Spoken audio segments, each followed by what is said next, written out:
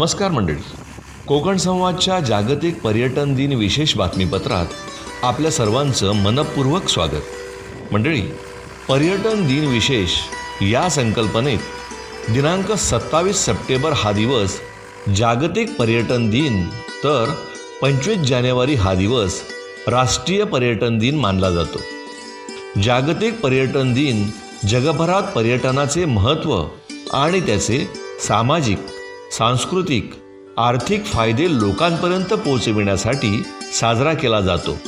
1980 पासून संयुक्त राष्ट्र जागतिक पर्यटन संघटनेने या दिवसाला आंतरराष्ट्रीय स्तरावर मान्यता दिली। हा दिवस पर्यटनामुळे होणाऱ्या सामाजिक, आर्थिक आणि पर्यावरणीय फायद्याबद्दल जागरूकता पसरवितो। पर्यटक आनंद घेण्यासाठी जगभर भ्रमंती करत असतात।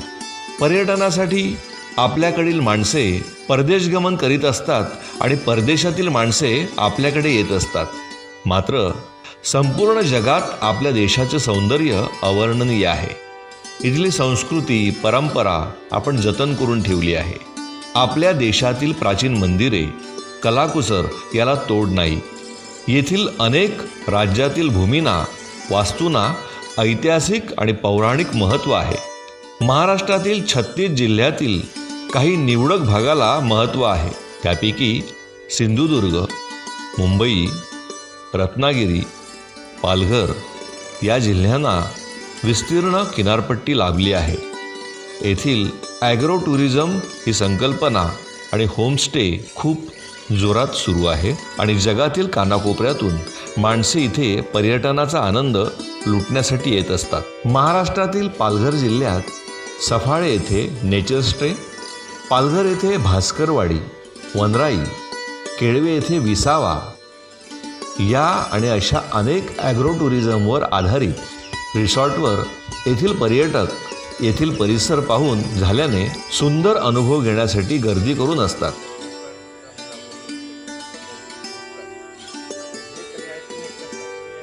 पालघर जिल्हा हा पर्यटनाच्या दृष्टिकोनातून पाहिला तर खूप समृद्ध आहे। सुंदर असे समुद्र किनारे लाभलेले आहेत, आंब्याच्या बागा, त्याचप्रमाणे नारळीच्या पोकळी या सर्व असल्यामुळे पालघर जिल्ह्यामधील मुंबई आणि गुजरातमधून अनेक लोक येत असतात। यासाठी पालघर जिल्हा टुरिझम असोसिएशन ही आम्ही स्थापन केलेली असून या टुरिझमच्या मार्गदर्शनाखाली आम्ही पालघर जिल्हा प्रमोट करण्याच्या दृष्टिकोनातून शासकीय लेवलला प्रयत्न चालू आहे। यासाठी पालघर जिल्ह्यामधले असलेले शिरगावचा समुद्र, केळव्यातला समुद्र हा सुद्धा सुंदर असा समुद्र आहे। जवळच किल्ला आहेत, अनेक धार्मिक स्थळं आहेत। ही जर विकसित झाली तर पालघर जिल्हा हा अतिशय समृद्ध असा जिल्हा होऊ शकतो। वनराई फार्म हाऊस आहे आपलं, हे वनराई कृषी पर्यटन केंद्र आणि त्याच्याचबरोबर आम्ही चित्रपतंग बटरफ्लाय गार्डन आम्ही इथे उभं केलेलं आहे। मेन हा कन्सेप्ट होता आमचा फुलपाखरांचं संवर्धन करून आपल्या येणाऱ्या पाहुण्यांना कसं फुलपाखरांबद्दल जनजागृती होईल याबद्दल आम्ही थोडीशी याच्यामध्ये माहिती देतो आमच्या या फार्म हाऊसमध्ये। तर आता आम्ही या 6 एकर जागेमध्ये हे वनराई फार्म हाऊस आणि चित्रपतंग बटरफ्लाय गार्डन उभं केलेलं आहे आणि यांचा जो 6 एकरच्या परिसरात 450 आंब्याची झाडं आहेत, निरनिराळ्या फळांची झाडं आहेत, चिकू म्हणा, पेरू म्हणा, जांभळाची झाडं आहेत, तसे निरनिराळे हे लावले। तसंच फुलपाखरांसाठी आम्ही जी खाद्य वनस्पती असतात, फुलपाखरे अट्रॅक्ट करण्यासाठी जी खाद्य वनस्पती 4 अवस्थेतनं फुलपाखरू जेव्हा जातं त्यांना नेक्टरिंगसाठी, त्यांना होस्टप्लांटसाठी, त्यांना रुस्टिंगसाठी असे वेगवेगळ्या प्रकारची फुलपाखरांना वेगवेगळ्या प्रकारची खाद्य वनस्पती लागतात, ती सर्व इथे लावलेली आहेत। त्या याच्यानंतर ही फुलपाखरू इथे अट्रॅक्ट झाली। असा हा कन्सेप्ट कुठेच नाही आहे। फुलपाखरू गार्डन आणि आपलं वनराई फार्म हाऊस, वनराई कृषी पर्यटन केंद्र असं हे नाही, पण असं कुठेच तुम्हाला आढळणार नाही। तसं हे आपल्या वाणगावमध्ये एक वाणगाव स्टेशनपासून जवळजवळ 2.5 ते 3 किलोमीटरच्या परिसरामध्ये एक सुंदर असा निसर्गरम्य परिसरात आम्ही हा कन्सेप्ट उभा केलेला आहे। निरनिराळ्या प्रकारची फुलपाखरं, जवळजवळ 55 ते 60 प्रकारची फुलपाखरं इथे बघायला मिळतात।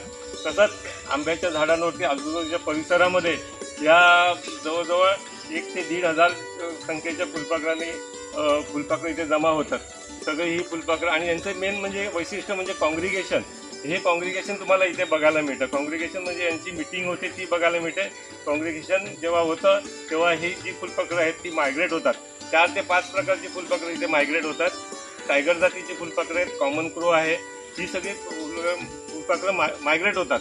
ते मायग्रेट होण्याच्या अगोदर इथे जमतात, एकत्र येतात, त्यांचं संवाद मिटिंग होते आणि पुढची स्टेप्स म्हणजे मायग्रेट होण्यासाठी त्यांना जी काय आवश्यकता असते ती मिटिंगमध्ये ठरलं जातं पुढची स्टेप आणि ती इकडनं मायग्रेट होतं. हा जवळजवळ जानेवारी फेब्रुवारी महिन्यामध्ये हा प्रोग्राम इथे बघायला मिळतो. ह्या झाडांवरती ज्या रुस्टिंगलाच असतात आणि तीच झाडं त्या रुस्टिंगच्या झाडावरनं ते परत मायग्रेट होतात. असा हा आमचा कन्सेप्ट आहे. तुम्हाला इथे घरगुती जेवण पण इथे मिळणार, सगळं प्रकारची इथे सोय आहे. सोबत स्विमिंग पूल पण छोटासा केलेला आहे, माशांचं तळं केलेलं आहे ते जिथे तुम्हाला सगळ्यांना बघायला मिळतं. निरनिराळ्या प्रकारचे मासे त्याच्यात सोडलेले आहेत. तसंच मधमाशी पालन आणि फुलपाखरांची कार्यशाळा इथे आम्ही घेतली जाते का या उद्देशाने का आपल्या याचं संवर्धन कसं केलं जाईल आणि निसर्ग हा कसा टिकवता येईल हे आम्ही येणाऱ्या पाहुण्यांना इथे सगळं दाखवतो. या परिसरात अनेक नामवंत कलाकारांनी भेटी दिल्या आहेत. नमस्कार, मी वर्षा उसगाव. मित्रांनो, मी इथे डहाणू तालुक्यातल्या बोर्डी या गावात आहे. समुद्र किनाऱ्यामध्ये समोर आहे. अतिशय निसर्गरम्य अशा वातावरणात येते. सगळ्यात महत्त्वाचं म्हणजे माझ्याबरोबर लतिका ताई आहेत, लतिका पाटील, आणि त्या एक उद्योजिका असं मी म्हणेन. ऑरा ग्रीन नावाचं हे फळाचं केंद्र आहे जिथे फळांवर प्रक्रिया होते आणि अतिशय काय म्हणतो आपण त्याला ऑर्गॅनिक पद्धतीने ते प्रोडक्ट्स इथे विकले जातात. हे त्याचं वैशिष्ट्य आहे. आता मी इथे जवळजवळ गेले 2 तास का 1.5 तास आहे. इतकी मी रमले आहे की मला खूप आनंद आहे. मी एक महिला आहे आणि त्या निमित्ताने मला त्याचं अतिशय अभिनंदन करायचं आहे. मनापासून आभारी आहे कारण तुम्ही एक महिला उद्योजिका आहात आणि तुम्ही खूप असं चांगलं कार्य हाती घेतलेलं आहे, अतिशय विधायक आणि आजच्या घडीला ज्याची गरज आहे. कारण आपण बरेच केमिकल्सचे पदार्थ मार्केटमध्ये देतो, ते चविष्ट असतात पण आपल्याला काही कल्पना नसते. पण ते 100% ऑर्गॅनिक असे पदार्थ आहेत.